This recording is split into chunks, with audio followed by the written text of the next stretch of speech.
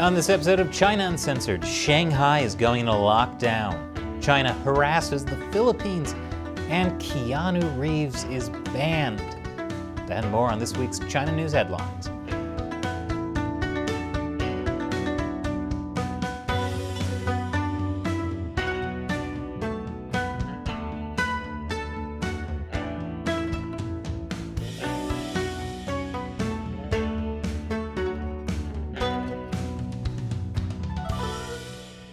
Welcome to China Uncensored. I'm Chris Chappell. In our top story this week, China is taking over the world, and we're arguing about Will Smith slapping Chris Rock. In clearly less important news, the Chinese Communist Party is executing its largest lockdown since the original CCP virus outbreak in Wuhan. Shanghai, a city of 25 million people, is going under its first lockdown. Oh, remember our first lockdown? I hope they enjoyed it as much as we did. I can't wait to find out what they think of Tiger King. Although having enough binge-worthy shows is the least of their worries. All infected individuals, even those with mild or no symptoms, are being put into isolation facilities. Yes, China is sticking to its zero COVID policy, no matter the cost. Because according to state-run Xinhua News, Xi Jinping is personally behind the zero COVID strategy. And that means China's authorities just can't accept reality. Kind of like guys that still have a mullet. It'll be cool again any day now, just you see. And get this, the Shanghai lockdown is actually the Chinese Communist Party easing up. Instead of locking down the entire city outright, it's being divided into two stages. Shanghai is bisected by the Huangpu River. All residents east of it are locked in their homes from March 28th to April 1st. The next stage will have all residents west of the river under lockdown, from April 1st to April 5th. During the lockdowns, Shanghai health workers will also complete 2 rounds of mass testing. Now that's what the party says, but the truth is pretty different. Many parts of the city have already been locked down for several weeks. And if cases are found, which is very likely, those areas will continue to be locked down for a lot longer. For example, one asymptomatic case can get an entire apartment complex locked down. Now imagine that across a city with 25 million people. This is a disaster. Most countries have accepted that we need to live with COVID as it becomes endemic. Not China, though. The problem is China can't back down from its zero COVID policy. They've both politicized and moralized it. They've denigrated and demonized places which have switched to living with COVID back in 2021. They can't openly say that we are now switching to living with COVID, even though that is what their public health advisors and epidemiologists think they eventually have to do. Kind of ironic, demonizing places that are learning to live with the virus they unleashed on the world with their cover-up. The rest of the world has moved on, China. Don't you think it's time you do too? One of the problems is that China's hospitals are overwhelmed. They're required to treat people with even mild cases of COVID, even people not showing any symptoms. And that means they have less resources to treat people with more serious conditions. One Shanghai resident took to Chinese social media to complain that his father couldn't get his dialysis treatments and could die. That's shocking. Mostly that someone in China was able to get away with criticizing China on Chinese social media. Last week, there was a high-profile case of a nurse who suffered an asthma attack at home and was unable to obtain care at the Shanghai hospital where she worked because the emergency department was closed for disinfection. She died. One Chinese netizen wrote on Weibo, China's version of Twitter, that it seems that as long as people don't die from COVID, it doesn't matter how they die. Sounds like the Chinese government will be more angry at you if you spray a crowd with a sneeze than with bullets. At least those people didn't die from COVID. And then there's concerns about food. Previous lockdowns in other cities left people starving. So when the Shanghai lockdowns were announced, panic buying emptied shelves throughout the city, including toilet paper. Wow, it really is like watching ourselves from 2 years ago. Grocery shopping has to be done online, but things sell out. One resident told NBC News that he set his alarm for 6 a.m. each morning so he can order vegetables online, but the system becomes overwhelmed with orders and stock runs out within minutes.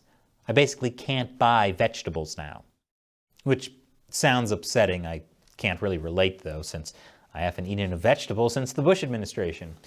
Bush Sr., that is. Scurvy isn't a disease, it's a lifestyle. Zero COVID is becoming a lifestyle too, as Chinese officials use authoritarian means to keep people in line. On March 23rd, Shanghai police detained 2 men for spreading rumors about a potential full-scale lockdown. Yeah, what a disgusting rumor. There was never a full-scale lockdown. The lockdown was in 2 stages. And then there's the larger economic impact of the lockdowns. Shanghai accounts for roughly 4% of China's total economic output and is home to the country's largest port and the regional headquarters of hundreds of multinational companies. According to a Hong Kong economist, China is blowing $46 billion a month on its zero-COVID fiasco. Xi's lockdown will probably cost the nation roughly 3.1% of GDP in lost output. And that's optimistic. Pessimistic is the world economy is going to collapse because of this madman. Start hoarding toilet paper now. Buy, buy, buy. If other Chinese cities like Beijing, Guangzhou, and Shenzhen also go into lockdown, the consequences could be dire. According to the Wall Street Journal, the economic toll is only starting to come into view. Factories, including factories for American companies like Tesla, have been shut down. Hundreds of restaurants, retailers, and other service sector businesses have also been shut down. And yet, the Carl's Jr. in Shanghai is still open. There's no justice in this world. A bigger threat to industry and trade looms if anti-disease restrictions disrupt activity at the Shanghai port. It handles the equivalent of 140,000 cargo containers a day. In other words, the supply chain issues we've been having could get way worse. That's one reason the lockdown is being done in 2 stages. Shanghai plays such a large role in the global economy that they can't completely shut down in one go. The Chinese regime is desperately trying to limit the economic fallout of the Shanghai shutdown. Just, not desperately enough to stop the ill-advised lockdowns. According to one member of Shanghai's pandemic task force, we can't lock the city down. Our city plays an important role in the national economic and social development and even affects the global economy. More than 20,000 financial services staff were forced back to their offices ahead of Monday's lockdown. Turns out they get to spend it at work, working. Several companies prepared sleeping bags and basic supplies for overnight stays. Yay! Work slumber party! Let's gossip about boys and how the government is treating us like slaves. Fun! I just hope the Shanghai government doesn't do what another Chinese city did before lockdowns. Send out a notice saying pets of COVID patients should be killed. Why do they keep doing that? The worst part about being forced to flush your goldfish down the toilet is the fact that you can't find any toilet paper to wrap them up in. The good news is there's been a big public backlash inside China against all this pet killing. And as a result of the huge backlash, that Chinese city has stopped their pet killing plan. The bad news is you might not want to be one of the people speaking out against a government that enjoys slaughtering things. And coming up after the break, the Philippines is preparing for conflict with China. Welcome back. China continues to harass the Philippines over disputed territory in the South China Sea. The Philippine Maritime Patrol was operating around the Scarborough Shoal, territory claimed by both China and the Philippines. They're both wrong. I planted my flag there, so it belongs to me. Respect my authority. But during the patrol, a Chinese Coast Guard vessel performed dangerously close maneuvers next to the Filipino ship. This is not safe. But that's fine, because the Philippines is starting war drills with the U.S. Thousands of American and Filipino forces began on Monday one of their largest combat exercises in years that will include live fire maneuvers, aircraft assaults, urban warfare, and beach landings in a showcase of U.S. firepower in the northern Philippines near its sea border with Taiwan. In light of the volatile, uncertain, and ambiguous nature of the security setting that we are faced and the fast-changing advancements in warfare, it has indeed been a shared responsibility to address our vulnerabilities and ensure that both our armed forces are able to promptly and effectively respond to any crisis or emergency under all circumstances. Which sounds to me like everyone in the region is making preparations for China attempting to invade Taiwan. There's even been talk in Japan of hosting U.S. nuclear weapons, which is making China nervous, but also makes me a bit nervous. We're going to give nukes to the only country we've ever nuked? That'd be like stabbing someone, then later asking them if they could hold your knife while you turn your back and tie your shoes. I sure hope Japan doesn't hold grudges the way I do. And after the break, they're going after Keanu. Welcome back. An update to last week's story about a mysterious plane crash in China. Investigators have recovered 36,000 fragments from the wreckage. Decoding work on the aircraft's 2 black boxes is underway in Beijing. The flight data recorder, which was buried about 40 meters from the main crash site, was unearthed on Sunday. As of this recording, there's no updates to what caused the plane to take a near vertical nosedive into the ground. Whatever caused this plane crash, one thing is for certain. There is going to be plenty of crazy conspiracy theories about it. And a lot of them are going to come from the Chinese Communist Party. Did you know the airplane's black box was created by the U.S. in a lab in Fort Detrick? China has declared genetic data a national resource. The move will strengthen the state's control over China's gene banks and other stores of genetic information. This is concerning for many reasons.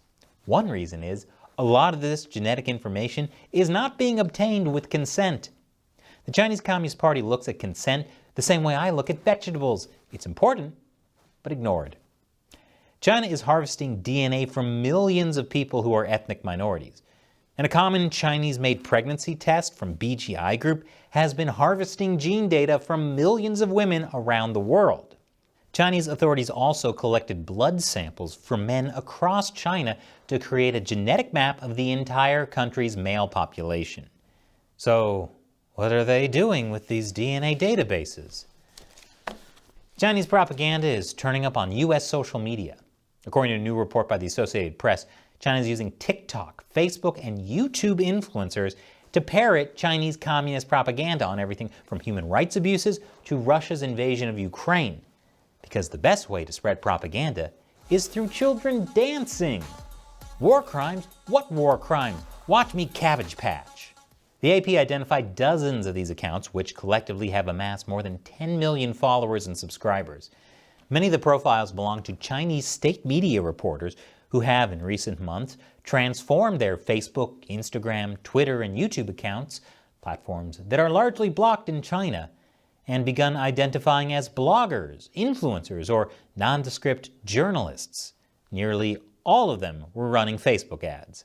Which is funny, because people were noticing that Facebook ads for Shenyun, the performing arts company that bills itself as China before communism, couldn't be shared. Facebook now says it was a bug, which is the most blatant lie I've seen someone share on Facebook since literally any other time I've been on Facebook. Meanwhile, YouTube just demonetized our recent episode about the Uyghurs, the people the Chinese Communist Party is currently genociding. You've heard how they're taking Uyghurs and locking them up in concentration camps. Our demonetized episode is about how the Communist Party takes the children of these locked up Uyghurs and they put them in boarding schools where they brainwash them about how great the Communist Party is. YouTube said we were promoting hate or harassment towards individuals or groups. This was supposedly reviewed by an actual human being at YouTube. Yep, by criticizing the Chinese regime's hate and harassment towards individuals and groups, we were apparently promoting hate and harassment towards individuals and groups. Social media sucks. So do tech companies. Many U.S. tech companies are hopelessly dependent on China, and Apple is one of the worst. According to this new report, 18% of Apple's revenue came from China, and 85% of the company's products are assembled in China. But it's not just Apple. Tesla gets about a quarter of its revenue and does about the same percentage of its manufacturing in China. The NBA is also craven in its dependence on China. After spending years apologizing to China for the general manager of one team supporting the 2019 Hong Kong protests, the Chinese regime has finally allowed the NBA back on Chinese television. See, there are happy endings in life, assuming you're not from Hong Kong, or Taiwan, or an orphan child of persecuted Uyghurs. But hey, at least the NBA is back on Chinese TV. That's the important thing. And speaking of living happily ever after, China's demographic crisis is leading to talk of lowering the legal marriage age. China's marriage rate plunged last year to just 7.63 million, the fewest since records began 36 years ago. China's legal marriage age is the oldest in the world. Men can get married at 22 and women can wed at 20. But somehow, I don't think lowering the age is going to make more people want to get married. Although, depending on how low they make the legal marriage age, China may soon become an attractive new home for R. Kelly after he gets out of prison. And finally, China has banned Keanu Reeves movies. Streaming services in China have quietly removed his movies for what we can only assume is his support of Tibet. It happened after news that Keanu Reeves would be performing at a benefit concert for Tibet House back in March.